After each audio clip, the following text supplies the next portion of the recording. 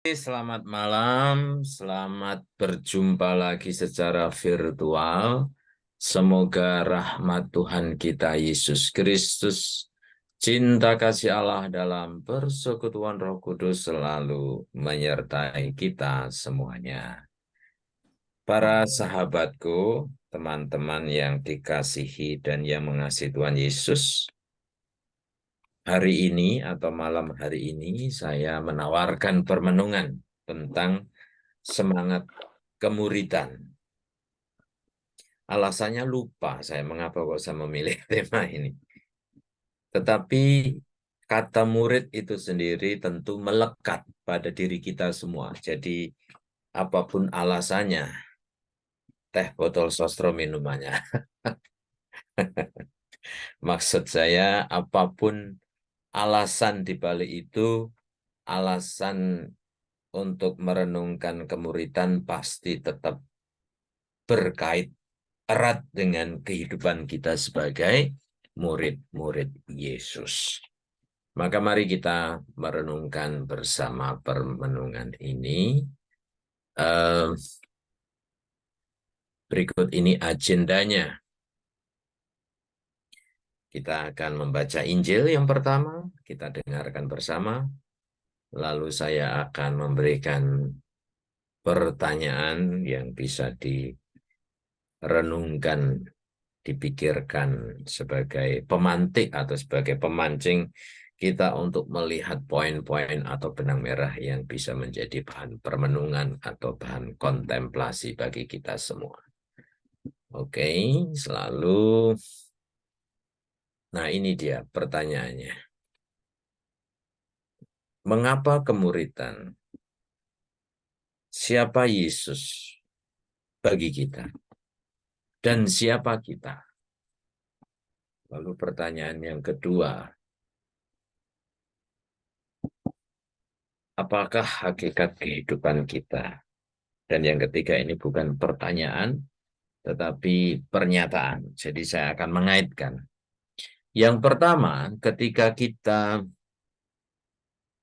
bertanya diri tentang mengapa kita memilih untuk merenungkan kemuridan, ini karena terkait erat dengan siapa kita di hadapan Yesus. Bagi teman-teman mungkin merasa Yesus adalah segala-galanya. Tapi segala-galanya itu kalau mau dibahasakan lebih konkret, pasti teman-teman mempunyai pengalaman tersendiri tentang Yesus, mana yang lebih melekat. Ada yang mengatakan Yesus sebagai Tuhan yang mengarahkan hidup, Tuhan sebagai yang melindungi, mengampuni, menyertai. Tapi juga ada yang mengatakan Yesus sebagai sahabat. Dan tentu secara biblis, berdasarkan kitab suci, Yesus adalah guru bagi kita. Karena kita semua adalah orang-orang yang melanjutkan semangat kemuridan ke-12 murid.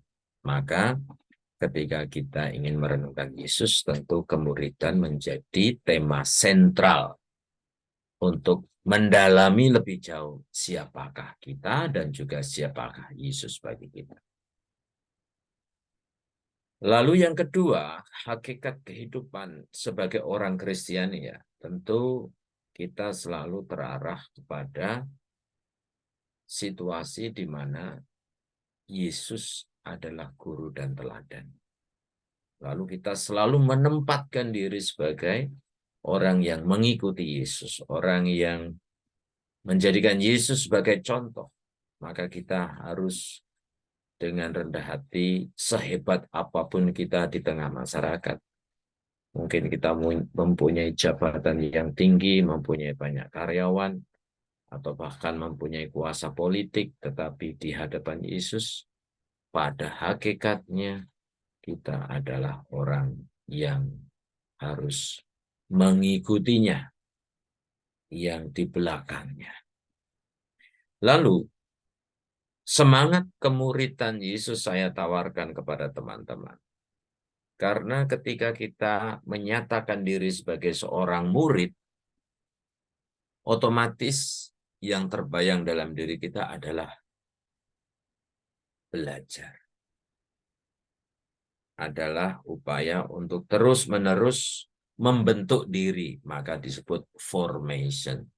Kita itu sudah menjadi Katolik, ada yang lama sejak lahir, sejak dibaptis, ada yang baptis dewasa. Tetapi jangan berpikir kemudian, oh saya sudah menjadi Katolik berarti saya sudah khatam, atau istilahnya sudah semakin sempurna atau apalah istilahnya. Nah, sebagai murid Yesus dengan mengatakan selalu mempunyai semangat kemuridan, artinya kita selalu dalam ongoing formation. Artinya yang namanya belajar, yang namanya membentuk diri itu tidak pernah sampai kepada tujuan. Kita sudah, mohon maaf, sudah tua pun harus terus-menerus membentuk diri. Sampai akhirnya Tuhan berkenan memanggil kita. Jadi jangan pernah puas, intinya gitu, untuk terus-menerus menjadi murid yang belajar. Baik, itu alasan-alasan di belakang mengapa saya memilih tema ini untuk kita renungkan bersama. Sekarang kita masuk ke tema berikut ini.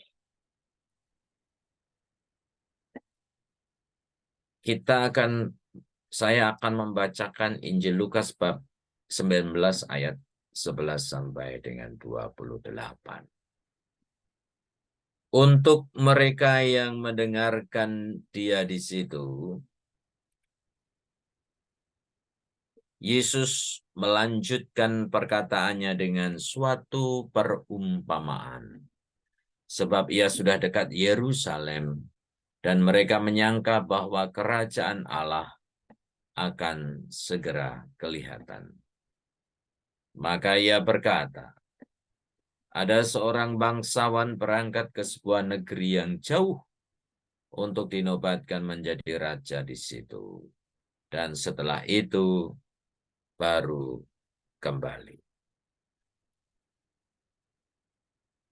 Ia memanggil 10 orang hambanya dan memberikan 10 mina kepada mereka, katanya. Pakailah ini untuk berdagang sampai aku datang kembali. Akan tetapi, orang-orang sebangsanya membenci dia, lalu mengirimkan utusan menyusul dia untuk mengatakan, kami tidak mau orang ini menjadi raja atas kami.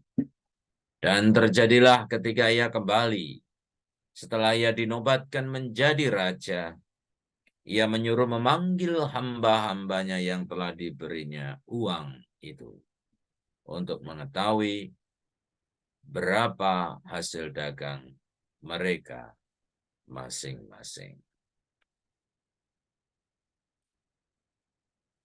Orang yang pertama datang dan berkata, Tuan, mina Tuan yang satu ini telah menghasilkan 10 mina.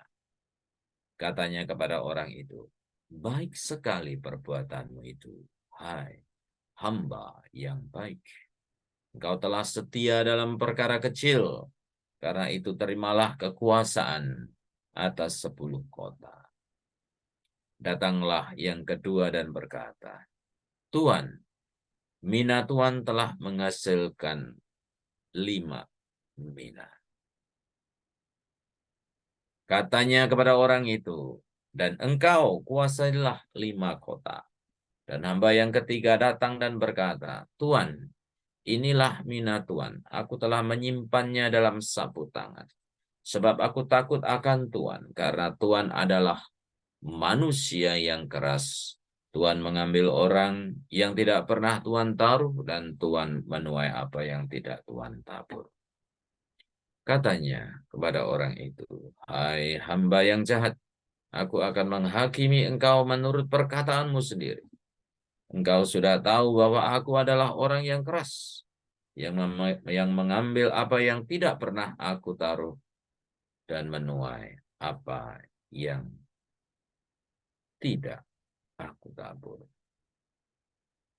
Jika demikian, mengapa uangku itu tidak kau berikan kepada orang-orang yang menjalankan uang? kepada orang yang menjalankan uang. Maka sekembaliku aku dapat mengambilnya serta dengan bunganya.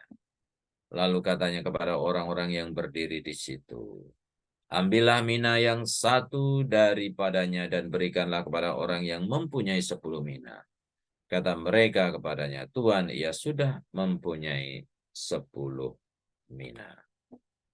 Jawabnya, aku berkata kepadamu, setiap orang yang mempunyai kepadanya akan diberi, tetapi siapa yang tidak mempunyai daripadanya akan diambil.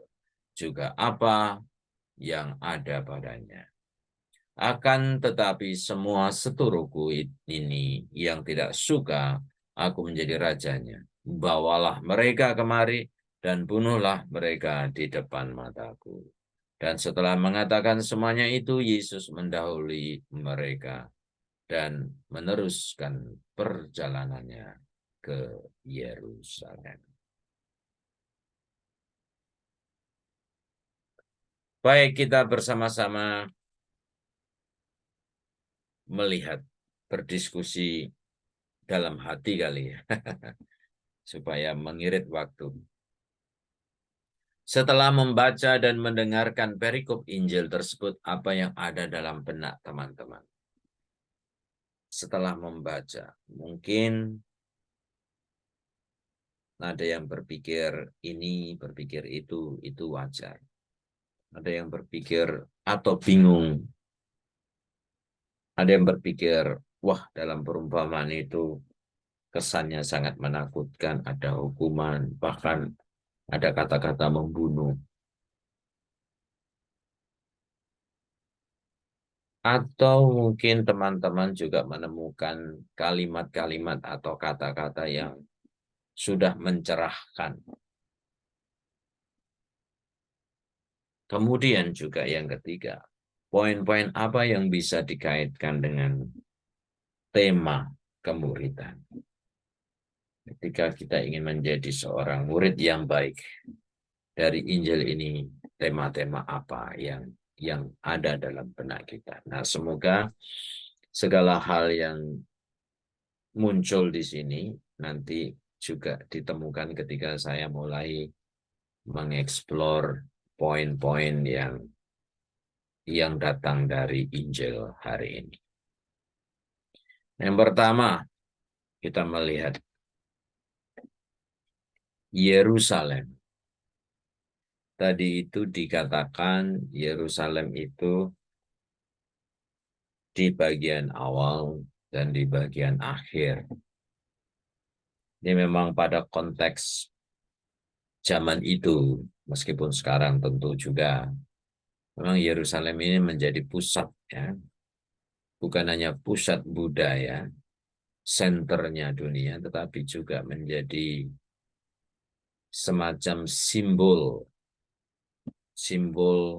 ketika kita ingin mencari Tuhan, ketika kita ingin mempunyai hubungan yang erat dengan Tuhan. Yerusalem itu menjadi semacam tujuan. Maka Injil tadi itu menjadi sangat indah ketika di bagian awal orang berhenti sejenak tapi pada akhirnya melanjutkan perjalanan ke Yerusalem. Dalam konteks Yesus juga sebetulnya ke Yerusalem itu bukan hanya diartikan seperti yang sudah saya katakan tadi, tapi juga menjemput bahaya, menjemput salib, menjemput kematian. Tetapi tentu menjemput dalam hal ini bukan menyerah, kalah, atau apa namanya, melakukan tindakan bunuh diri, tetapi sebuah tindakan kasih yang paling dalam kepada kita. Nah, itu yang paling besar maknanya Yerusalem bagi kita. Jadi ketika kita berbicara tentang Yerusalem, harus berpikir dalam benak kita sebagai murid Yesus tentang Via Dolorosa, jalan menuju kesengsaraan. Menjadi murid Yesus, Yerusalem harus menjadi bagian dari perjalanan hidup kita. Kalau kita bisa ada kesempatan untuk ziarah ke Yerusalem, tentu menjadi pengalaman yang luar biasa meskipun saat ini sedang ada perang. Tetapi itu tidak menjadi jaminan. Bagi saya Yerusalem yang paling penting itu bukan Yerusalem secara fisik, tetapi Yerusalem bagi saya adalah Yesus sendiri. Jadi dimanapun kita berada, ayo kita menuju Yerusalem, artinya menuju Yesus. Yesus yang siap sengsara, tapi juga Yesus yang bangkit, jangan lupa. Itu yang paling penting. Lalu di sana juga ada muncul tentang kerajaan Allah. Ya. Ada perumpamaan tentang kerajaan Allah. Ada orang. Dalam Injil yang lain, kerajaan Allah kita bisa renungkan demikian. Kerajaan, kalau kita berpikir kerajaan itu kan sesuatu yang besar, sesuatu yang luar biasa, sesuatu yang meriah, sesuatu yang serba wow, dengan pakaian yang berkilau-kilau, raja dan para pengikutnya. Nah, maka kita bisa bayangkan kerajaan dunia saja. Kita berbicara kerajaan-kerajaan dunia, ya. Itu aja begitu besar. Apalagi kita berbicara tentang kerajaan Allah.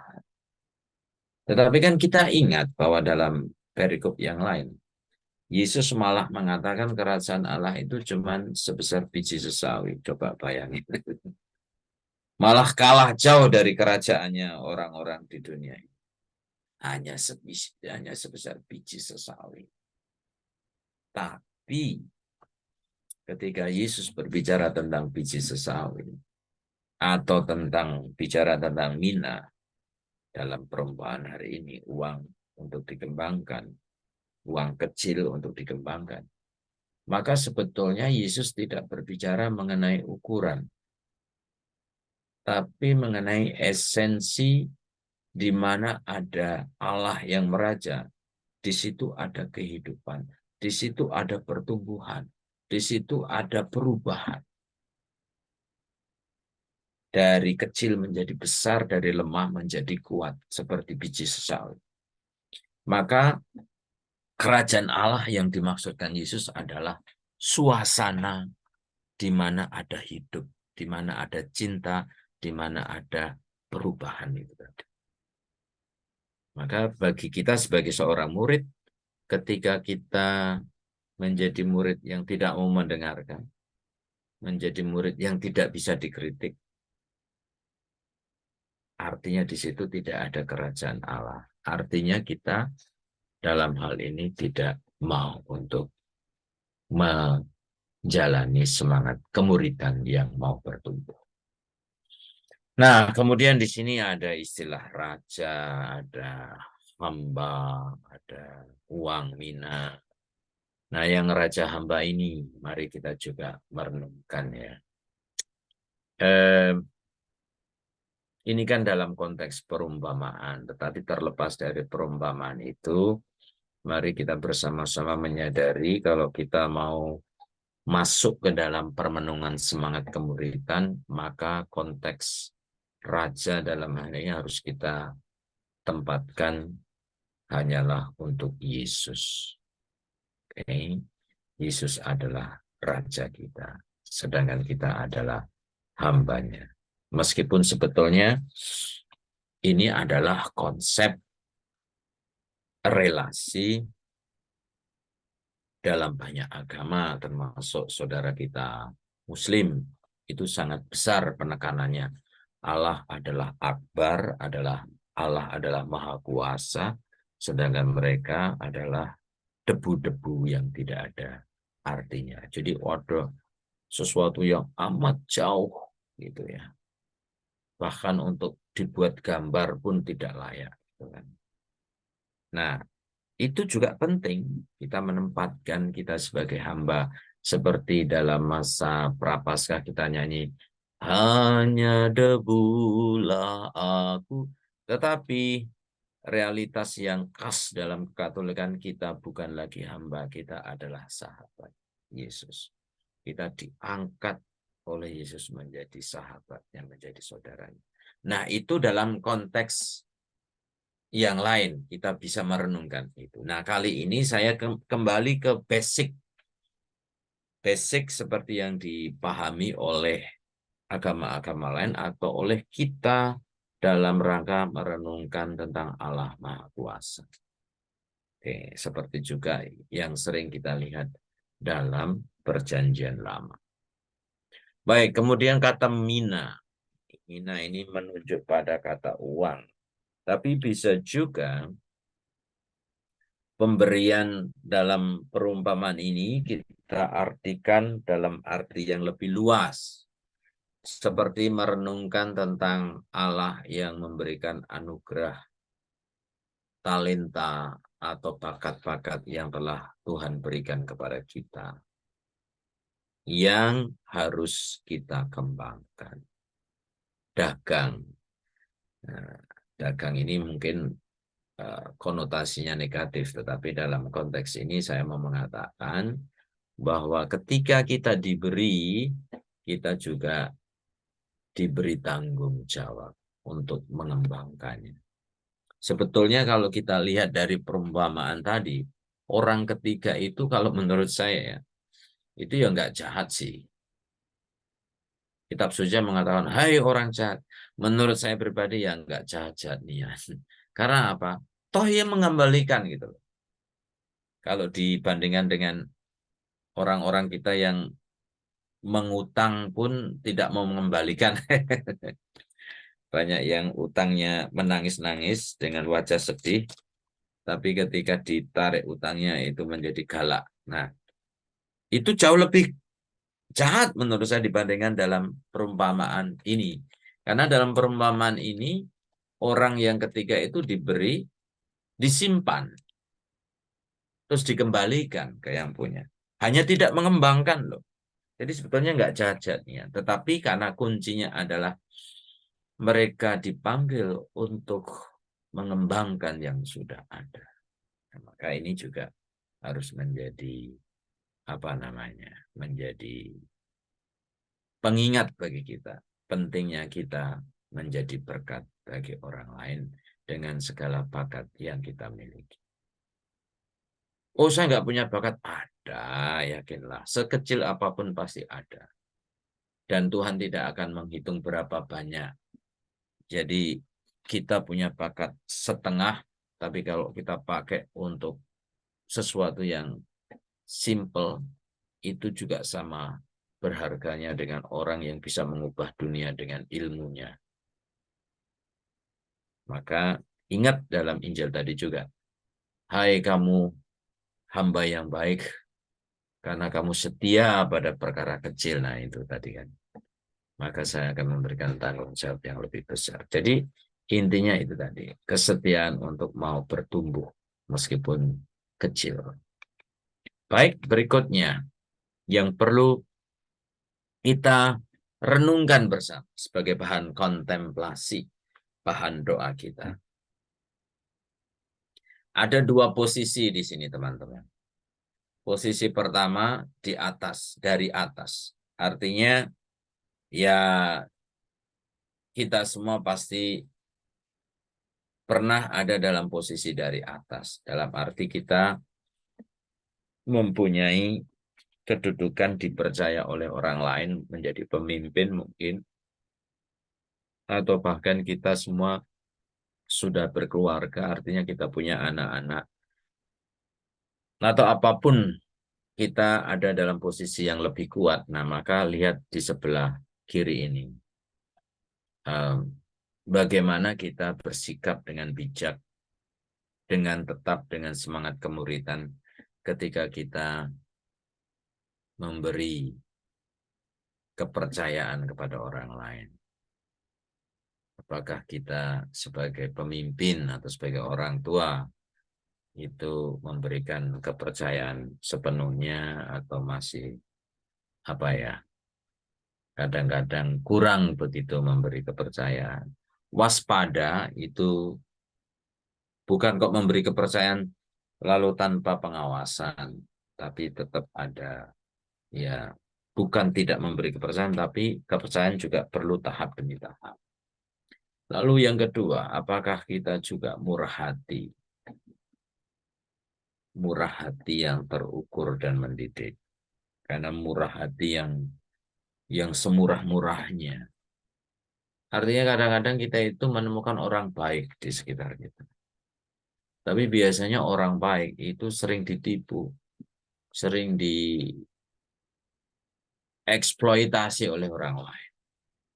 Maka apakah itu benar baik? Nah ini yang jadi permenungan kita.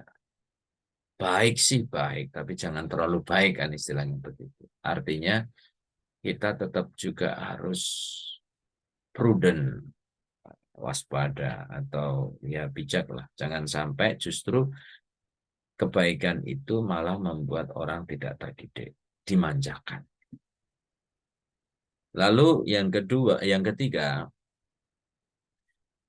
kita sebagai pemimpin ditantang untuk menghargai orang lain, bukan dari jumlahnya, tapi dari upayanya. Maka kadang-kadang saya mohon maaf ya, itu banyak orang tua kadang-kadang suka dengan bangganya, tentu wajar bangga, dengan bangganya mengatakan anakku ranking 1, ranking 1, ranking 2. Atau bertanya kepada anak, kamu ranking berapa? Menurut saya itu tidak bijak. Kita kok melihat menghargai anak dari rankingnya. Atau menjanjikan hadiah, kamu akan saya berikan baju kalau kamu bisa ranking 1. Itu sebetulnya bagus juga untuk memotivasi anak kita untuk berkembang. Tetapi jumlah itu jangan sampai menjadi ukuran utama. Ketika anak kita bisa menjadi lebih baik dari sebelumnya, meskipun sedikit, itu harus dihargai. Yang paling penting. Nah, lalu yang poin keempat, maaf, ini yang poin keempat, menghakimi, seperti dalam perumpamaan tadi. Menghakimi itu baik atau tidak. Dalam konteks kita sebagai pemimpin, kadang-kadang menghakimi juga perlu untuk mendidik orang. Menghukum itu juga perlu. Tapi memang dalam hal ini kita harus hati-hati. Hati-hati dalam arti berusaha untuk mencari kebenaran itu tidak mudah. Harus klarifikasi banyak pihak. Jangan sampai kita mudah menghakimi sebelum klarifikasi atau percaya hoax dan lain sebagainya. Ini juga yang harus kita hayati ketika kita menjalani sebagai murid Yesus. Yesus itu baik, Yesus itu murah hati, Yesus itu penuh belas kasih, tetapi Yesus juga akan menghakimi loh kalau kita itu sadar gitu loh. Karena kalau tanpa unsur Allah yang adil dan menghakimi, kita itu juga jadi spoil, enak berbuat semaunya kita. Toh Tuhan akan mengampuni kita. Nah, maka ingat, selain Tuhan itu penuh kasih, Tuhan juga akan pada waktunya memisahkan mana ilalang, mana gandum. Nah, itu yang paling penting. Nah, sekarang kita dalam posisi sebagai orang di bawah otoritas orang lain. Atau dalam hal ini tentu karena kita menyebut semangat kemuridan, posisi kita sebagai murid, apa yang menjadi poin penting untuk direnungkan. Pertama tentu intinya adalah tanggung jawab. Tanggung jawab itu penting, menjadi hal yang melekat pada hakikat kemuridan. Oke. Panggilan menjadi murid adalah panggilan untuk bertanggung jawab. Sebetulnya tanggung jawab ini juga menunjukkan bahwa sebetulnya hidup itu memang kita dituntut untuk sempurna seperti Bapa adalah sempurna adanya.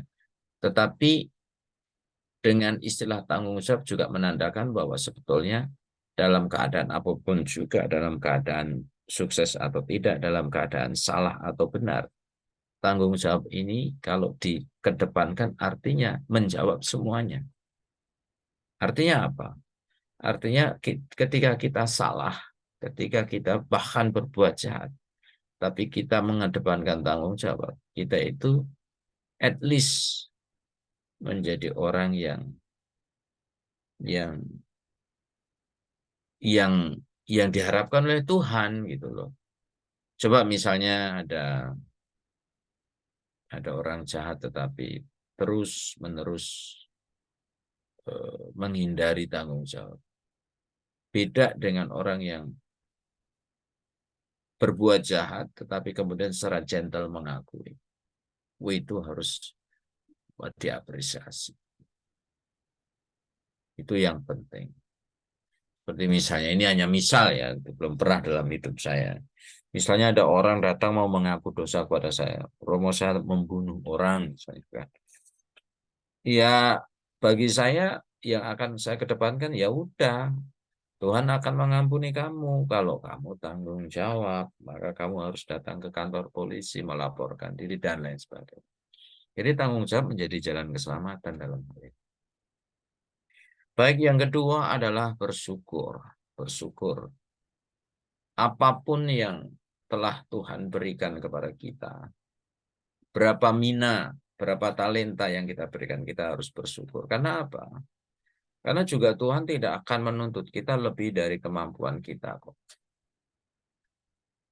Maka akhirnya tadi itu, tidak melihat jumlah itu artinya Tuhan tidak akan menuntut lebih. Kalau memang kita talentanya cuma diberi 5 dan bisa bertumbuh hanya 3 talenta, itu udah maksimal, ya udah gitu.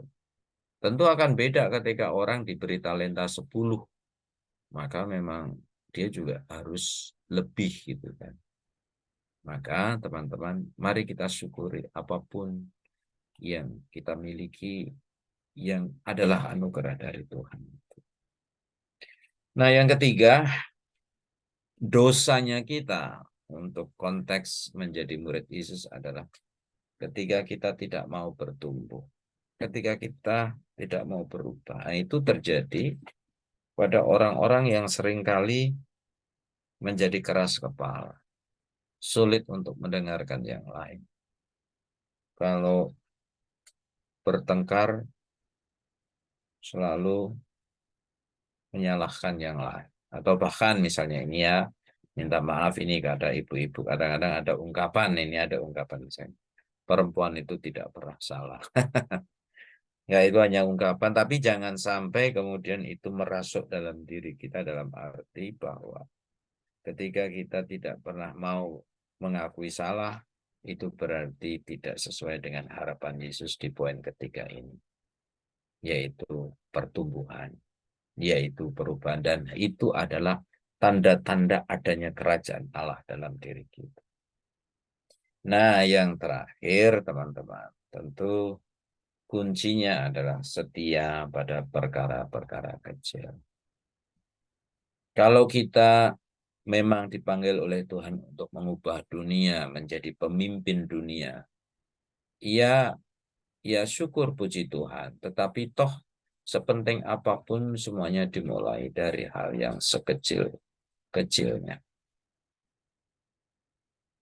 Saya baru saja menonton film yang diproduksi oleh KPU. Ini untuk tujuan pemilu. Tapi ada satu kata-kata yang menurut saya menarik di sana.